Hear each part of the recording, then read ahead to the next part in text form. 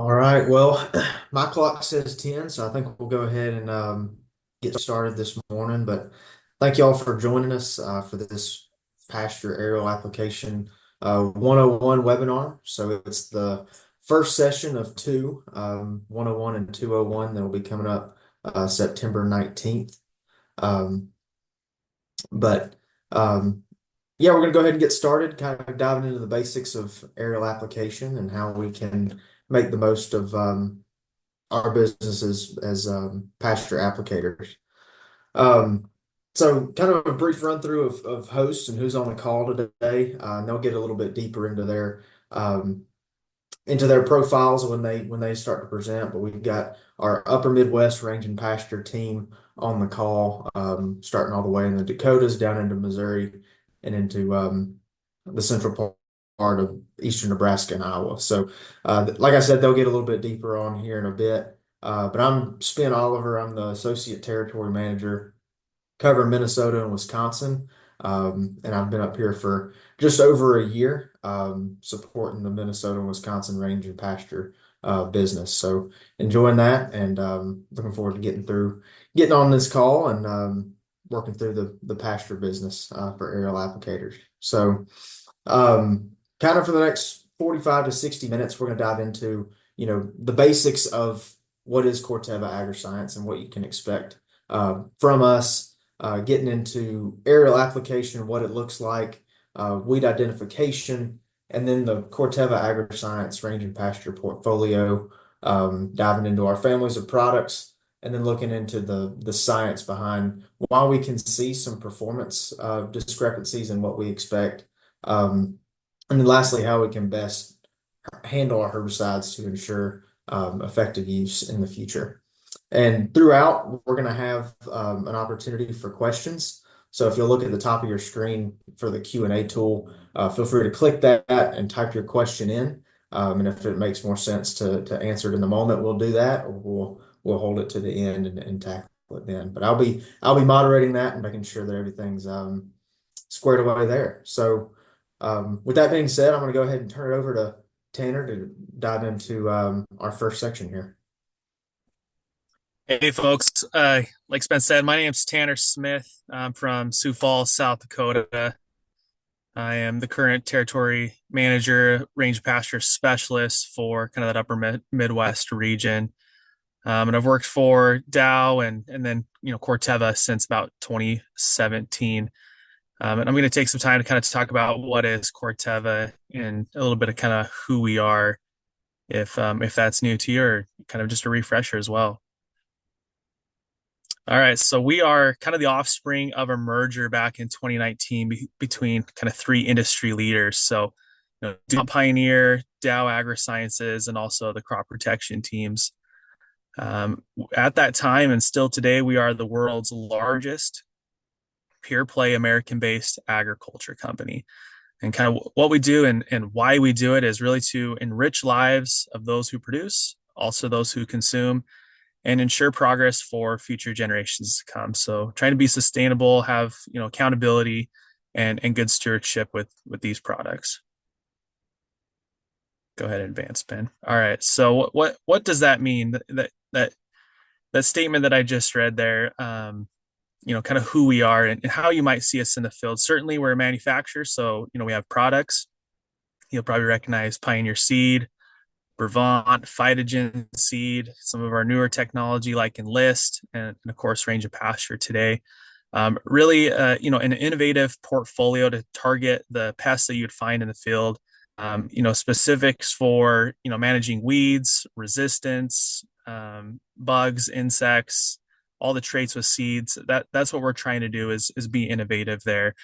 We're looking to increase the yields for the producers so that we can then in turn feed the world. So that's what we're trying to do as a manufacturer. Part of being a pure play ag company is we still have the opportunity to focus on smaller markets, specialty markets, like range and pasture. So still to this day, we have a core force that focuses on this portfolio, and that ranges back in history to the 1940s. The discovery of 2,4-D and then Tordon, Grazon P&D, some of our brush products like Remedy, Pasture Guard, Surmount, our selective residual grass safe herbicides like Milestone, Grazon Next, Chaparral, and then our latest innovations containing Rinsecore active like Duracore. And hopefully next year we have something new for you guys that has Rinsecore in as well called Procloba. But the point is here is we hear you guys, especially in the aerial market, of asking for reduced risk products to put through the airplanes and drones and helicopters. So Durcor, it's a non-volatile formulation, a little bit broader spectrum, and we're excited for what the future brings of continually trying to keep up with that market. So go ahead, Sven. And this is a little map of kind of who we are as far as the Western U.S. Just want to pause here, take some time, find that chat button or that Q&A button on your screen. Let's hear where you guys are from. So type in a region of what you service or maybe the town you're from. I'd like to just get an idea of kind of who's on the call here. Like Ben mentioned, we have some folks here from the Midwest. We're going to hear later from Abe, who's covers that Nebraska, Iowa area, Brant down in Missouri, the Arkansas. But if you're from some of these other states and you haven't had a chance to meet the rep that you see here, reach out to us. Let's get you in contact with them. We'd certainly love to be a part of your program, your business, help kind of define what the right protocols would be for what you're dealing with. All right, thanks to those that responded there. Let's get into kind of the next segment here, aerial application. You guys are definitely the evidence of an industry's willingness to innovate, and let's see if we can partner together. So, what do I mean by aerial application methods, and more importantly, why? We have our tried and true, fixed wing helicopter folks, but now there's a new segment kind of coming into the space in drones. And why are these important to the customer? Certainly because it come to mind would be efficiency, that time and cost benefit, targeted applications to remote areas, very large expanses, hilly country areas where ground applications are just probably not possible, not feasible, tear up equipment. A very large benefit to cattle producers and grass growers. If you haven't asked this question yet to our team, I'm sure you will soon because I feel like I get this maybe once a week. Is what is the law as it pertains to aerial application in terms of drones? We certainly here at Corteva have some language in our labels that pertains to aerial application, and the guidance from the EPA at this point is written there, kind of that top statement where aerial applications and their associated restrictions apply to all fixed wing, helicopter, and unmanned aerial systems. Okay. If you're not familiar with how labeling works right now, I'll just let you know that with the EPA, there's kind of a templated process. They, at this point, haven't really defined exactly how that template's going to work as it pertains to drones. As you can imagine, that technology is advancing faster than any government policy ever will or would. So we're just kind of monitoring that, trying to see what's actually expected as far as a legality standpoint. But just know that the clarity right now from the EPA would be kind of that top statement. I would highly encourage you, though, to reach out to your state-specific regulators. So whether it be Department of Ag or your Aviation Administration. What we've learned in the last few years of the development of especially drones is those areas are looking at them kind of an individual state basis. Okay, and that's kind of beyond the scope of maybe today's conversation. But if you need some help with that, some more clarification, please reach out to us. We'd love to help. Keep going. Yep. All right. So let's get our next segment, a weed ID. And really, I want to focus on kind of more of the principles instead of just talking about individual weeds. Certainly, it's important to know the individual weed, but I want to talk kind of some generalities. So there's really three primary growth categories we want to focus on for any weed management system. There's several other hybrids, but the core ones are going to be annuals, biennials, and perennials. And based on which one it is will directly impact things like timing, the product use, surfactant selection, the gallons per acre we want to try to achieve for coverage, and really what the application expectations are going to be for you as an applicator, as an operator. but also for that customer, that land manager. All right. First and foremost, we have annual weeds, and those are broke up into summer versus winter. The key differences here would be, summer annuals are going to germinate in the spring, usually pretty early. They're going to put on some seed development through the summer, and they're just going to die in the fall. Winter annuals would be kind of the reverse of that. They're going to merge in the fall, germinate in the fall, and then they're going to overwinter and die in the summer. So think of those, like your mare's tail, your shepherd's purse, those kind of weeds. When should we target these? Well, summer annuals, that initial growth there in the spring, you want to get out there when you're like 8 to 12 inches tall, certainly before any type of seed development. That's when you're going to get the best results. So if you are always spraying, let's say, a pasture in the fall months, it wouldn't be out of expectation for you to start seeing an increased pressure of annual weeds in the spring. And winter annuals obviously being there in the fall, you'd pick those up. Okay. So the important thing here is getting annuals before they put on seeds, because that's the way they reproduce. If you spray an annual weed after it's put off seed, what are you actually controlling there? We talk like a group 4 herbicide, it's growth regulation.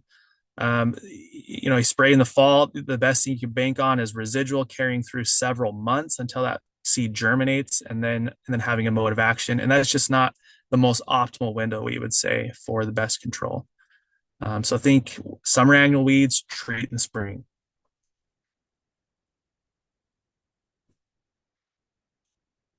Go to the next one, Spen. All right, biennials will be the next one. So these are plants that have a lifespan of 2 years. That first year is going to germinate and form a rosette, which are pictured there on the right. You've probably seen these as you walked around a field.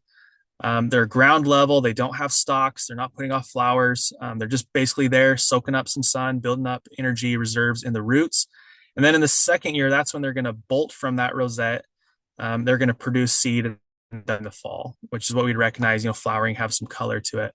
So when should we target these weeds? Because they got 2 years of growth, right? Spring application is certainly an option. That rosette regrowth, optimal window is always going to be before that bolting stage. These are usually early emergers coming out of winter. Not uncommon for guys in my area to start treating these in late April, certainly into May. Your musk thistle, your bull thistle, wormwood, the parsnip, hemlock, all of those are going to be kind of in your biennial slot. Fall is also a good window as well, because you have these rosettes in the fall. Don't think of a fall application though, these of treating something that has already put out seed and is starting to die, like the stalks. I mean, that's usually what we can see from the roadside. Think of something that's down below the grass, like you see pictured on the right. That's actually the growth point we want to target in the fall. Go ahead, Spen. Perennials would be the third one, and this one's probably the most important for guys in my area. These are lifespan of 3+ years. They have deep, resilient roots. So see picture there on the right, the Canada thistle, shared root system. Quick Google search would show grad students ripping these out of the ground for miles. It's quite amazing. The goal here is to get herbicide to the roots, kill its reserves, so it doesn't regrow the following year. And this is why sometimes spot application is just not a good tool for perennial management. You go treat everything that's top growth, and then the plant has roots that are not where you treated, and then they just stick up another stalk if we didn't get a good kill in those roots. So usually with broadcast equipment like aerial, we don't usually have that issue of spot spraying, but that's something to think about there. So when should we target these plants? You can do it in the spring. Keep in mind, though, that perennials are usually late emergers in the spring. They're also really slow growers. So if you're going out treating the annuals and the biennials early in April for guys in my area, typically you don't see those perennials until more later June. So you're a little bit early, I would say, at getting those in the spring. Think leafy spurgeon, Canada thistle. You don't see it until about June for my area. So spring is an option, but you need to be later in the spring. Fall, by and far, is my preferred method of treating perennials. And there's a couple reasons. So in the fall, you have cooler temperatures oncoming. You have more moisture available. You have a shorter daylight period. and you also have more stable soil environment, given that you have cooler temperatures as well. Those all lead to more storage of reserves in the plant's root structure, which, if you remember in the perennials, that's our goal: to herbicide into the roots, not so much kill the top growth. Okay. Killing the seed versus killing the roots is less important. So I would say most folks, are thinking, hey, I need to start my program as soon as I have a frost.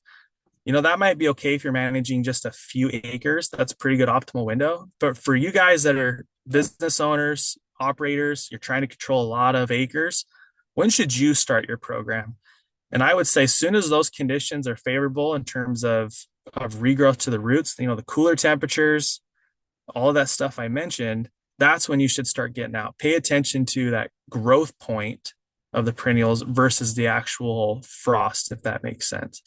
And how does a frost interact with perennial roots? Well, there's kind of a difference between a light frost and a hard frost. That light frost is certainly going to speed up that plant's metabolism to increase its reserves within its roots. A hard frost could kill those plants, and that's something we want to be aware of, especially as we get farther north. If you have hard enough frost, and especially if your soil freezes, then that's kind of going to be that hard cutoff. Okay. If you have a frost and your soil stays warm, though, you'll still see that growing point. You'll still have those rosettes. You'll still have good conditions for spring. So, in general, don't wait for a frost. Start once you see that new growth at the soil level and spray up until the soil freezes. Okay. That's how you're going to get the best control, and you're going to be able to spray the most amount of acres, and you're still going to have really good results. Okay. Let me know if you have any questions on that one.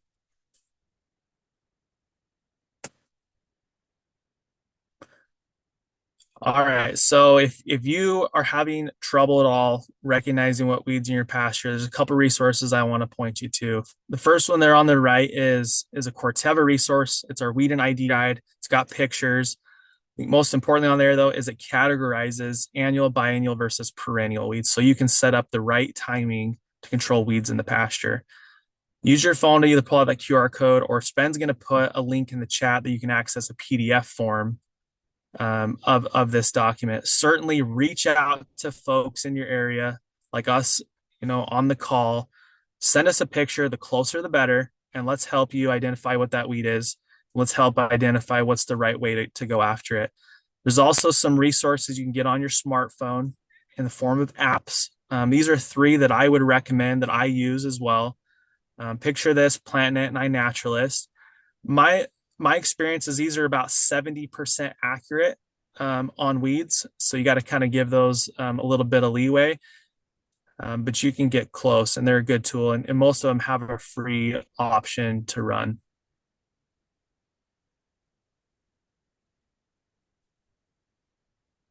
Awesome. Yes. Appreciate you guys' time on the call. I'll turn it over to Brant. Thanks, Tanner. Yes, I'm Brant Mettler, territory manager for Corteva, and I guess what I would call the Ozarks, southern Missouri and northern Arkansas. I live down around Joplin, Missouri.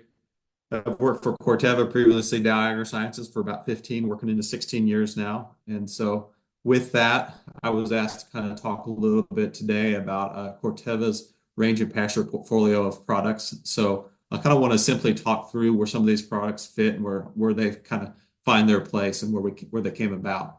So our residual broadleaf weed control portfolio was kind of built on two basic building blocks, two products, Milestone and Tordon 22K. So when we look at the Milestone family of products, you might ask, why don't we just use Milestone or Tordon 22K by themselves?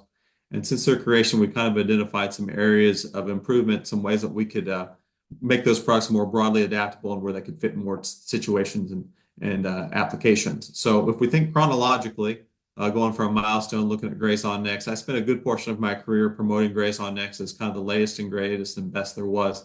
And it is a great product. It controls over 100 different broadleaf weed species. It's a combination of Milestone and 2,4-D.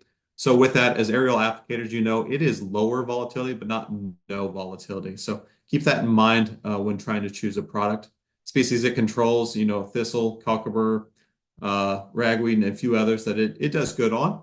But since then, a couple years ago, one of the first innovations that come to the market in a long time. A product we released a few years ago now. DuraCore. DuraCore is a combination of Milestone plus a new active rinse core. And with that, we're able to come up with a more broadly adaptable, broader spectrum label. And you can see there over 140 different species controlled with DuraCore versus only 100 with Grazon Next. So it's kind of more the shotgun approach. I think a lot of producers a lot of times get phone calls and just don't have the time to go out and scout every pasture before making an application. So being able to use one product that has a better chance of getting a wider coverage of weeds is kind of what it's all about, where it really shines to me. Some of the other maybe other benefits of that product compared to some of the others. If you're the one out there handling the product, I think it's more user-friendly, more convenient, lower odor. Again, if you're the one out there doing the mixing and handling, I think that makes a difference. Lower use rate. We're using a pint to the acre typically versus a quart, and lower volatility. And so I think it's a safer option to use in sensitive areas. It's aerial applicators doing work for hire. I think it's just less liability using that product and offers a lot of benefits in that regard. Some species that it really shines and sets itself apart on. Right now, the one that I'm getting asked a lot of questions on, it is pretty late season for, but earlier on in a timely application, I really think it is the product to use for landsley, for agweed.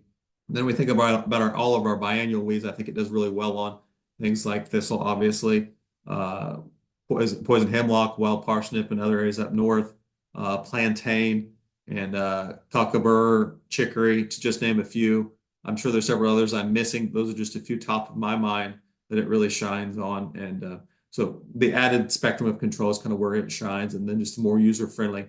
I think it's the product of choice in a lot of cases. And then kind of in between those two, we find Chaparral kind of carving out a space.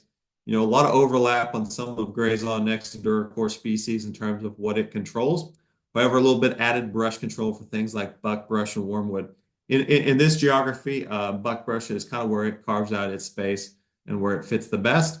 A little more negative to that one in terms of why don't we use it everywhere. In the fescue belt area that I cover, you can't really mess up DuraCore and Grazon Next. If you over apply, yeah, that's not recommended, but you're really not going to hurt anything. Chaparral, 2 ounces is good, 4 is not better. And so you can suppress fescue seed head production with that, which is not always a bad thing. Sometimes we try to do that, but that's not what the producer's wanting to do. There is more room for error on that one specifically. So that's kind of where it kind of carves out a space in the middle. Professional applicators such as yourself, I feel comfortable using this product when put out according to the proper rate recommendations of 2 to 3 ounces per acre. So the other building block that we kind of base our broadleaf residual portfolio on is Tordon 22K. From that one's been around for a little bit longer, so it's kind of one that you maybe know a little more. Relying on it for residual. From that, again, chronologically thinking, came Grazon P plus D, which is the combination of Tordon plus 2,4-D. So again, with that, it's lower volatility, but I wouldn't say no volatility. So for custom aerial applicators, we tried to improve that product here a couple years ago, and hopefully by this point you've heard of Grazon PD3. And with that, we leveraged or took advantage of some of our new technology with the choline 2,4-D, combining Tordon plus our choline 2,4-D, if you're familiar with that, with the Enlist technology. And so the three benefits, as the name implies, lower volatility, lower odor, so more user-friendly, and then lower use rate. 20 ounces is a standard rate versus 32 of Grazon P plus D. You're familiar with Grazon P plus D and hopefully now PD3 and kind of what they do. If you look at the labels of weeds control, they're kind of listed for control of about 70 different weeds. So, still not quite as broad as something like DuraCore, in some cases even Grazon Next. But again, a name that you're probably more familiar with and know what they are and know what to expect from them. But if you're looking for more of a shotgun, broader approach, again, I would steer you more towards DuraCore as offering the most benefits of our portfolio of residual broadleaf weed products. In Missouri and the Ozarks, we kind of think of Tordon 22K as more of a brush control product in this geography. Whereas I know up north you use it more for the weed control aspects of it, but we grow brush down here in southern Missouri, and so Tordon 22K does well for that. And from that, we created the product Surmount, which is the combination of Tordon plus styrene, which gives it broader weed control and brush control. Some great brush activity out of that combination of products, good on hardwoods. Some brush species such as persimmon, hedge, locust, to just name a few. So Surmount's kind of the all-in-one weed and brush control option. It doesn't control everything, but it's very broad spectrum, as close to any one jug, one product could be without having to add anything else to it. Common rate range for brush is going to be anywhere from 3 to 6 pints. Kind of 3 to 4 is more standard, but kind of a great all-in-one weed and brush control product. My favorite probably to use on fence lines, spraying things where you've got just a mixture of everything. Great for CRP and things like that, cleaning up brushy situations. And so it's a great product to use in those type of situations as well. Then our non-residual side of the portfolio, we have things like Remedy, Remedy Ultra, and Pasture Guard. You look at Remedy and Remedy Ultra, you might see Remedy surfacing here in the last couple of years in the smaller package sizes, in the 2x2.5s and 4x1s. That's we just kind of reverted back to the old kerosene-based formulation of Remedy versus Remedy Ultra is a crop oil based formulation just due to supply. Been able to supply the product in the older formulation became in a situation where we could more reliably supply that product. And so I honestly think there's some advantages using the Remedy over Remedy Ultra. And just that I think it's faster knockdown on some of the hardwood species such as oak and other hardwood species that it seems to work faster on. Now with that, the negative is it's kerosene and you smell that. And so maybe not as user friendly, but definitely some benefits there in my opinion. And I would rate these as, kind of good, better, best. And Pasture Guard being the best in terms of non-residual weed and brush control, with the addition of Sarine to Remedy. Gives you a little more weed control activity out of that one as well, and also some added complexity of brush control species controlled with that one as well. It's kind of carved out an area in the Midwest, specifically for Sericea lespedeza. I think that's where it really shines. And there are other products that control Sericea lespedeza, but I don't think any of them do it any better. I think Pasture Guard is by far the best option for Sericea lespedeza. Common use rates 12 to 16 ounces for Sericea lespedeza. Early season 12 works great. Dead is dead, but here late season we probably need to do that 16 ounce rate to get the control that we're looking for. Some weed species that it kind of carves out a niche for, things such as mustard. I'm less familiar with kosher, but I know that's a major problem for some folks, but that is one that it definitely works well on as well. So fall recommendations as you go into these next, I don't know, depending on where you're at, 30 to 45 days, kind of the time frame for fall applications, kind of now to a good killing freeze. Common recommendation, kind of just a hip pocket shotgun recommendation that I would go out with, encourage to steer you for in most situations is Duracor. Again, I think it's the broadest spectrum option. 16 ounces is going to kill these thistles in the rosette stage and these biennials. However, if you use the 20-ounce range, I do believe it'll give you a longer residual going into the springtime. And that's kind of what it's all about, getting some residual into the springtime, kind of help lighten your workload in the springtime to try to get some work done in the fall.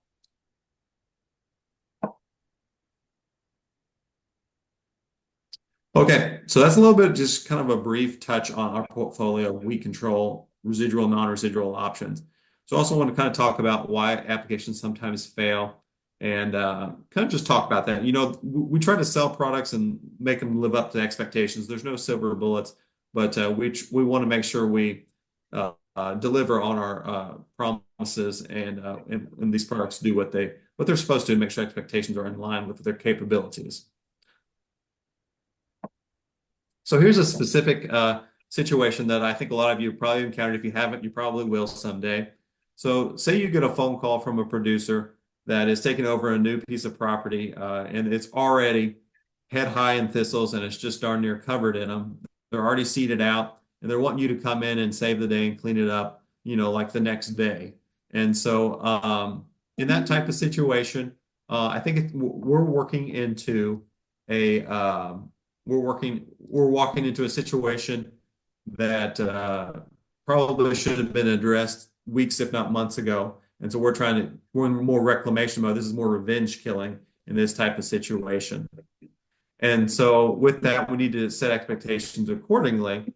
Is it better to take their money and run, or is it better to try to walk them, step them through proper expectations to make sure they understand the kind of results that they're going to get? So if you'll go to the next slide, Spin. Oh, there you go. There you go. I'm liking the results.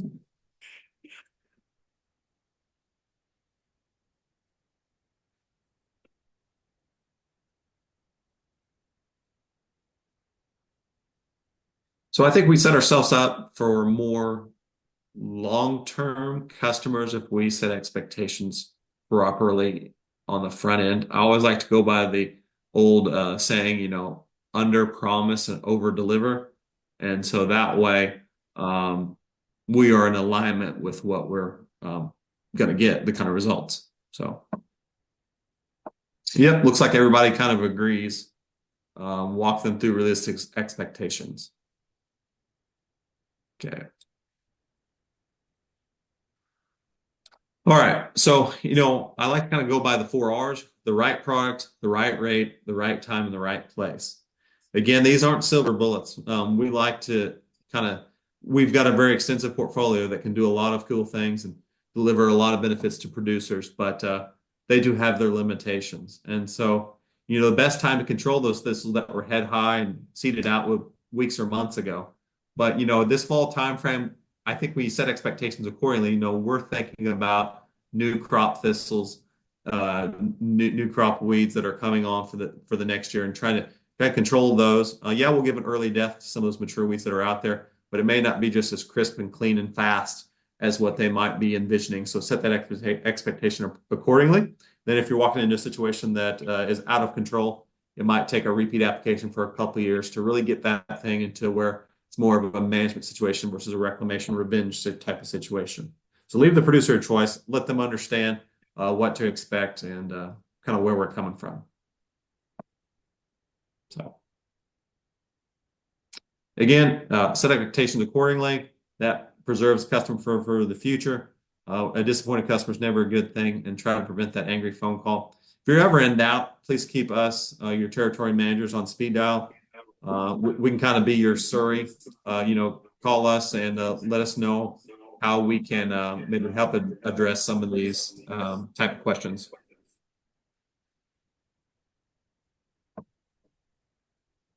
I'm going to talk just very basically on coverage. I think this will be covered with technology more in the next session, but coverage just in general to kind of highlight what that is. I want to make sure that calibration is done with equipment to make sure that we're getting an even, consistent application. Anytime you can do a pattern test or make sure that your equipment's calibrated correctly so that you're putting out kind of what you think you are. There's not a lot of room for error on some of these products with these lower use rates. So wanting to make sure that we're putting out an accurate, consistent application every time. Just generally more gallons per acre means more product on the leaf surface. When we start talking about droplet size, just basically, a smaller droplet increases coverage, but also increases the risk of drift. If we're doing brush control, if we're using non-residual products such as Remedy, Pasture Guard, we've got to get coverage. And if we use too big a drop, sometimes that can just tend to roll off, and then we don't get any of the residual activity out of it. So there's kind of somewhere in between in terms of droplet size, too big or too small, somewhere in between, in where we need to strive for to get proper coverage and performance out of these products and what they're capable of doing.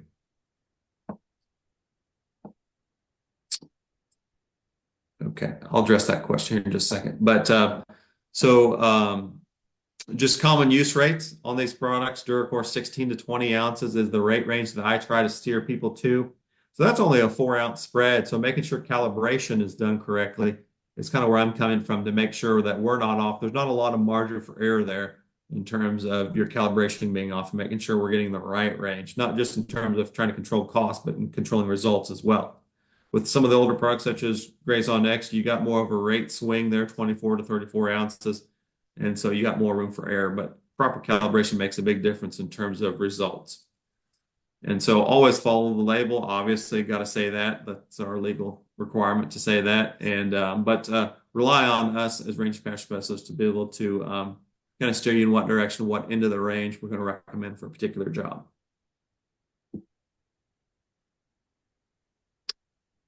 Again, so where do you find carrier volumes, application rates?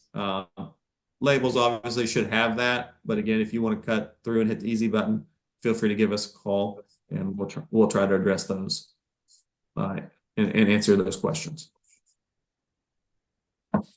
So I think there was a question, Spin. that I missed along the way? The question that was there, Brant, was recommendation timing for field bindweed in a pasture. I'm going to share that one to you, Abe. I thought you might. To answer the question that popped up there, bindweed in a pasture, you have options. You have a spring option, you have a fall option. Generally, we're going to be looking at Tordon type options here in the fall because of Tordon's efficacy on bindweed.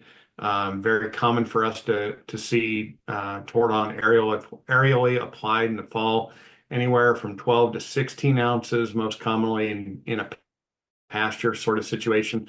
In spring, we might be looking at a Grazon PD3 sort of option, which is kind of the next generation of Grazon P plus D. Just involves Tordon and R240 choline, similar to Enlist One. That is a very low volatility, or what is referred to as practically no volatility with it. So those would be good options. And in that PD3 rate would be probably 20 ounces an acre, which is going to give you about 8 ounces of Tordon and about a half pound of D. Might go up from there a little bit, but would be happy to visit with you, and I'll follow up with a phone call to the individual to ask that question specifically. So, but yeah, my name is Abe Smith. I work here in eastern Nebraska, basically the eastern two-thirds of the state from North Platte all the way over into Iowa, over the Mississippi River in Iowa, and work with all the retailers in Iowa dealing with range and pasture herbicides there as well. I have over 25 years of experience with the range and pasture business from Nebraska to Wyoming and back to Nebraska again, and grew up spraying thistles as a teenager in Kansas using Corteva chemistry, even back then when it was under a different name as Dow. So really excited to be able to talk with this group today. And we'll talk a little bit about herbicide handling and personal protective equipment, and really been fascinated by the aerial business since I've been involved as a salesperson with Dow and now Corteva. Been a core piece of what we work with, and really greatly respect and excited for the fall opportunities we have here because I think it's going to be a good fall across this whole geography. So let's just talk about some general herbicide handling, some mixing procedures, and no one wants to run into a situation like this. You never want to open up the tank or the hopper and have situations that have gone sideways, whether it's on a drone or a fixed wing operation or in a helicopter or even on a ground rig. UTVs, ATVs are bad as well. Number one rule of thumb, when in doubt, read and follow the label directions. If we don't get the instructions followed, oftentimes we can have issues clogging pump nozzles and clogging pumps. And oftentimes with adjuvants and things like that, we introduce some secondary additions to the lineup that there may be issues with. If it's a new adjuvant to you, if you don't have experience utilizing that adjuvant, it is something definitely you would want to jar test, and we can help you with the calculations on jar testing those things. But more than that is just following good mixing order. We tend to utilize things like the Wales method, which we can detail out separately. But and you see the list there specifically for Duracor. We do have a list of approved products to mix with Duracor at duracortankmix.com. You can find that information on page 5 of the label there. But again, as Brant said, and I think even Tanner alluded to, the easy button is call us. We have the experience, and it's one of those things that we are a great asset to you as you're working in developing this range and pasture business. We want to help you be successful, and we can save you most headaches that you'll run into in this situation. Let's talk about that Wales situation, and usually this includes whales getting wettable powders or WDGs like chaparral into a solution overall, and usually getting that into something that's mostly water already. We do have a lot of folks that will use preload tanks and inject those into some of these, basically a hot mix tank, and put those into drones or put that into a plane. Those can work. You do want to test those systems out, but for the most reliable option, make sure we've got a lot of water involved. Water is a great adjuvant in its own right to make sure that these things go well, and make sure you have agitation in some of these tanks as well. I know all the big, large equipment has the agitation necessary to make that happen, but I think it becomes even more important as we talk about some of these smaller drone situations that do not have onboard agitation available to them. And again, with different things being added in there, like water conditioners at times, let's get those in first, especially as we're dealing with hard water. There's been a lot of information come up here in the last couple of years about hard water's impact on spraying, and we're going to be doing some of our own testing in that regard. But if you use a water conditioner, we should condition the water before we start to add herbicides and other things to it. Wettable powders, agitate, then we can go with our liquids or our suspensions. Duracore is a suspension product. You will want to make sure you agitate your Duracore. If you have a jug, make sure you get it inverted a couple times. Or in the case of a larger volume container, if you have a 30 or if you have a tote, usually we can get those stirred. Once every 30 days is usually sufficient, but most folks in their own operation are going to make sure that they're turning that tank a little bit every day in the morning. Then from liquids, we go to ECs. Things like Remedy would follow that. And then our surfactants at the end. I get a variety of questions on surfactants. Hey, what sort of surfactant should I use? Do you have a preference? And we don't have specific recommendations or a specific list of surfactants that we use. For aerials, my approach, and I believe our team's approach in general, has been to defer to what you have experience with.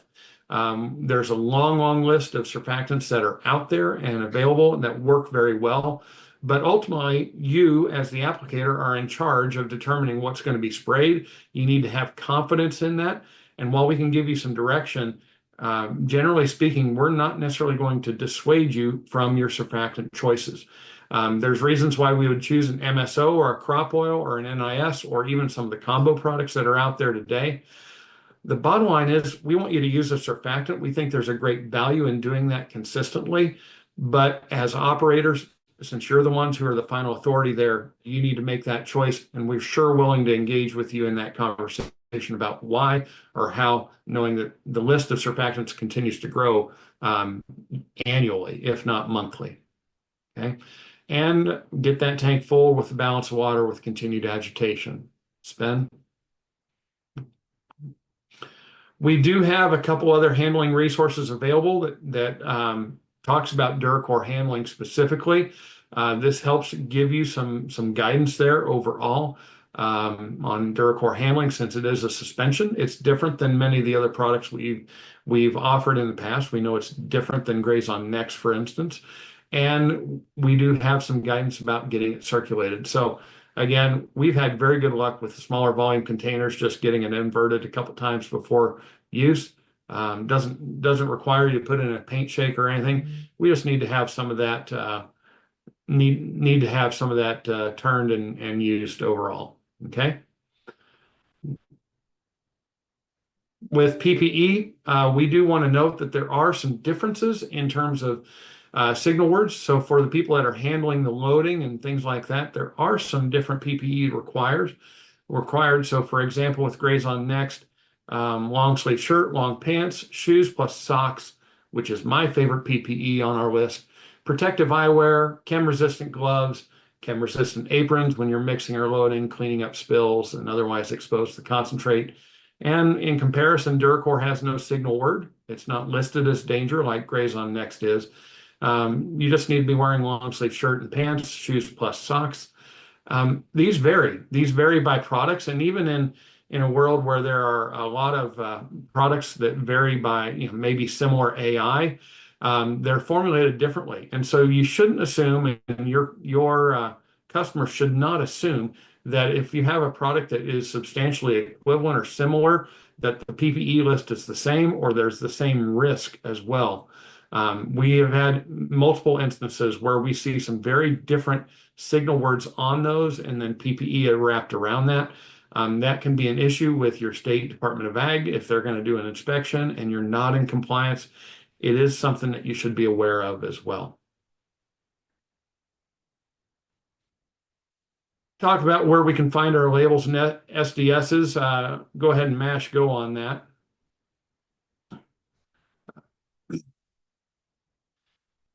We tend to upload a lot of stuff to CDMS. I know Google is also a great resource for that, but on CDMS, you can go to product information there. You can type in our products that you may be looking for. So in this instance, Duracor, you can surely pull that up relatively easily. And again, if CDMS is too far for you, generally a good Google search will turn those things back to you. I do like to pull up labels online, especially in the PDF form. We can usually word search them as well. So if you're looking for things specific to thistle, or if you're looking to things, perhaps you're looking for information about water or a certain keyword, reseeding, all that information is available there. But again, probably the easiest button is to pick up the phone, text us, grab an email. We're more than happy to engage with you, usually in a pretty timely fashion.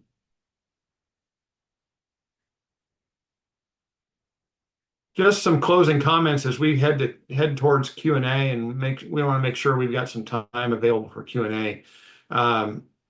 We really just want you to think about why Corteva is a really good partner for you. Between the sales group that we represent, the four territories that are represented here, the folks that are also involved with us that have experience in this industry, within our work group, we have well over 100 years of experience in the range and pasture business.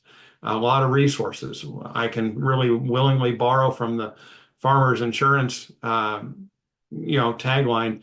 We know a thing or two because we've seen a thing or two, and you can really rely on us to help you with some of the most difficult things that are out there.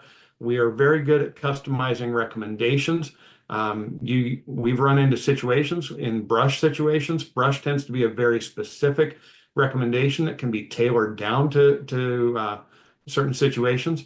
I've dealt with people that are working with unique exotic animals that we've been pulled into, asked to consult on, asked to give some guidance on. We have a lot of industry insights about where we see this market going. Our comments today are primarily focused on the aerial business overall, but there's also a ground business out there that's vital and growing, and we've seen a significant growth in our impregnated ultra-graze acres that we're growing in Missouri, Oklahoma, Kansas, now Iowa, and soon Nebraska. So there's ways that this business continues to grow, and some unique ways that we can help solve challenges for your growers. Maybe there's ways that you haven't thought of this business yet, or an opportunity in your business yet, especially for something that is really as young as much of what the drone business is here in the last couple of years. Many of the experienced aerial guys that I've worked with over the years have learned an awful lot over the years, and passed down. But for many of our new organizations out here that are getting into drones, you may not have that experience. And the range and pasture business is very unique and can often cause a lot of hurdles ahead of you if you're not thinking through some potential downsides here. And that's one of the areas that we really focus on, that if you have a misapplication or you have an issue that we can help address, we can help walk through potential off-target issues, whether it's in soybeans or corn or other crops. We can help really put a lot of information on the table. And in terms of problem solving, in terms of understanding what might be a really good solution, or other ways that we could address issues where you may have something that you need a low residual sort of solution for overall. So those are some of the ways that we can help do that. I'd open it up back to either Spen or even any other guys. Are there any other things why you want to do business, why people should be doing business with Corteva?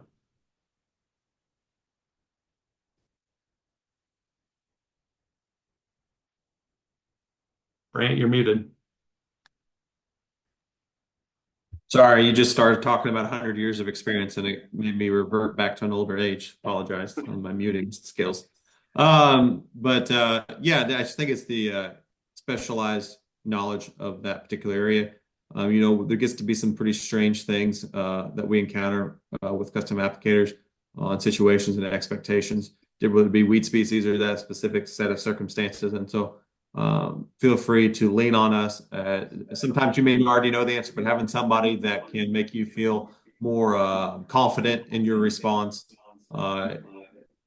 does help quite a bit sometimes. So, Yeah.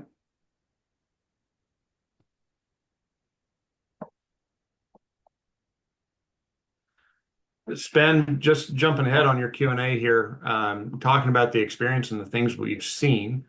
I do see a question in our chat there for remedy, no residual.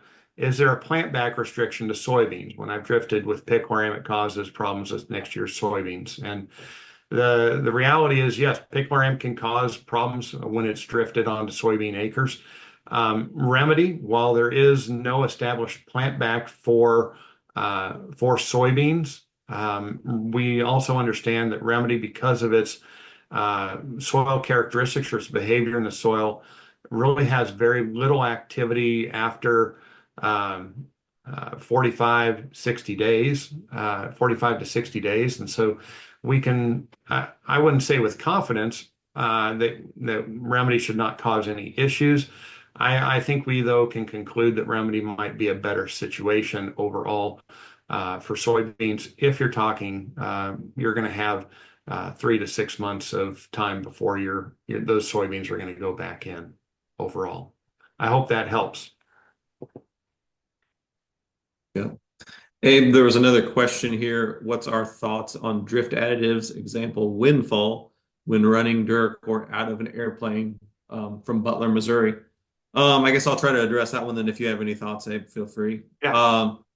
My opinion is that there are some specific adjuvants designed to be applied by aerial application. And I would definitely rely on those folks selling those products to know which one those are. And there's definitely some differences there that we have seen and experienced. But just my general thoughts is that they are a great idea. I think anything that minimizes your liability of off-target movement. DuraCore is a safe chemistry in terms of lack of volatility, but anything that can help minimize the physical drift, make the droplets bigger, make them travel less, I think are always a good thing.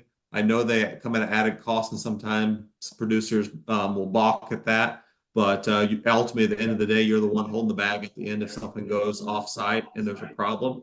So I would definitely encourage you to almost always include those type of adjuvants that can help you in those situations. I would tend to agree with what you've said there, Brant. We don't mandate the use of drift additives with our products. There's different versions of them. They work differently. And so I think it's, as I said earlier, I think it's incumbent on you to make sure you're using a product that's right for you. We've seen enough results that would say anecdotally, yeah, I think it's a good idea, especially if you're near cropping situations or near acres that are vulnerable. They don't make you bulletproof. And so that's one thing that we need to make sure we're balancing against is just because you throw a drift adjuvant in or a drift additive in, it doesn't mean you should run right up to the fence line adjacent to soybeans. So don't become overconfident just because you used a drift additive. Make sure there may be areas where it's right to leave a swath, maybe two, to make sure that you're not putting yourself in a situation if winds change while you're up in the air. Between loads, we see weather change very frequently. So yeah, I think the most common ones are the guar sort of drift additives, which really help to make larger droplets, as Brant said, or make sure that there's an elimination of fines.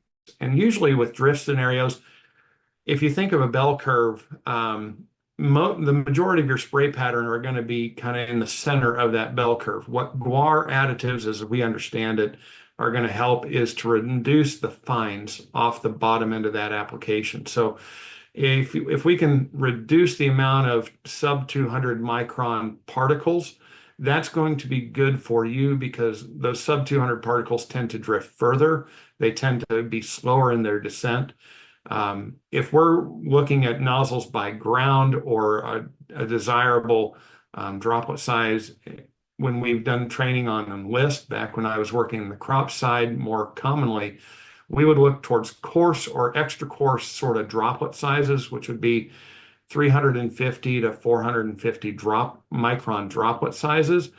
Um, we know that planes, especially with the different sort of nozzles that planes run, you're not always, you have different droplet sizes out of that. You don't come with a standard, um, similar to the T-jet nozzle size. You get a lot of variety of different nozzles, but we just want to make sure we're minimizing the potential for drift. And if we can minimize our sub 200 micron droplets, your applications will be more defined and less risky in many cases. Other questions?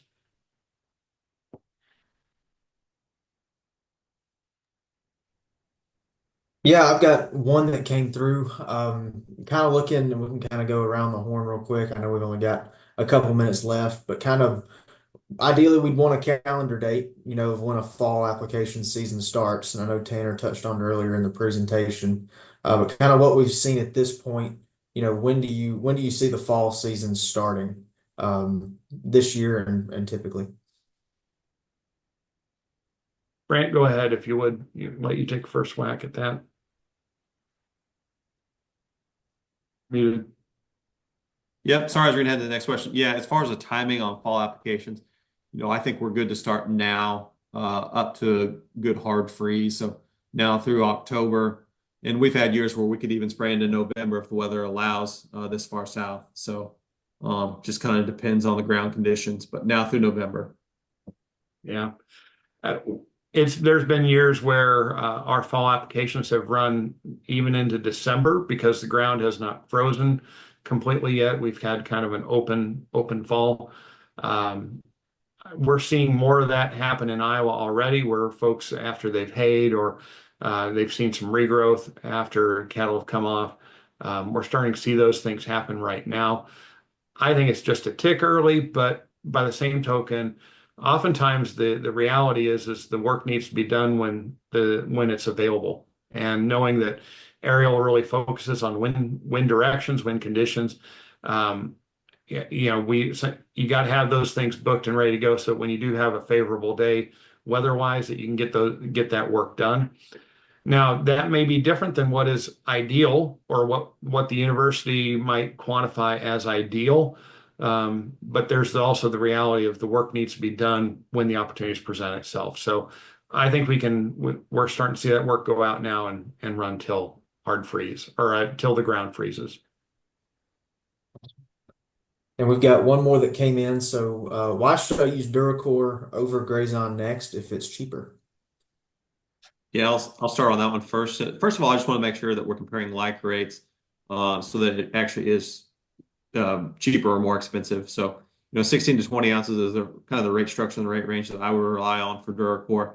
But in terms of why use it, first of all, I think it shines on a few particular species. Some of these biennials, poison hemlock, musk thistle, things like that, ragweed, cockaburr, a variety of different weeds that I think it'll do a better job on. And then also the added benefits of being more user-friendly, carrying around less product, lower use rates, less volatility, again, from a commercial applicator standpoint, less liabilities with the product. It mixes better, handles better. So those are just a variety of reasons. Again, broader spectrum, 140 versus 100 weeds, broader spectrum of label, better control in those particular weeds that you're after. It's kind of just a general, we could talk specifics if I knew them, but that's kind of the general answer that I would give. And I would also add wild parsnip to that list. I didn't hear you say parsnip in Iowa. That's a critical weed or it's a growing need. And I would say Duracore has really shown in situations where we have mixed weeds and brush together. Maybe not in the fall here as leaves are coming off the trees, but more in mid-season as we look into June next year. a pint of Duracor and a pint of Remedy together has been a real powerhouse solution for people looking for not only for weeds, but also for some smaller brushy activity. And that has been a great value for folks, even whether you're fixed wing or drones. Duracor has stood out on locust trees, which we tend to have a fair amount of in eastern Nebraska and into Iowa. You put that with a little Remedy as well. It is just an absolute hammer on those things. Now, one thing we did not mention earlier is in specific to brush, but whether you're fixed wing, helicopter, or drone, we do need to see an increased volume when we're treating brush. We would say 3 gallon an acre minimum, up to 5 gallon an acre. Brant took us to see some plots in Missouri back in July. Looked fantastic. That they were all sprayed. Brant, what was the gallonage those were sprayed at? Were those all at Yeah, those 5? were done at 5, but this was heavier hardwood brush type situation. So if we're talking smaller brushy stuff, 3 gallon an acre, I think you can be pretty good on. But as you get into the bigger, the rangier stuff, there's a lot of benefits paid off by doing additional gallonage, especially if you want brush. So let's not undersell that. And if you're going to do just normal weed applications, don't go below 2 gallon an acre. We get really good results at 2 gallon an acre. Skimping on your gallonage, even on normal weeds, can really be a detriment to the application quality.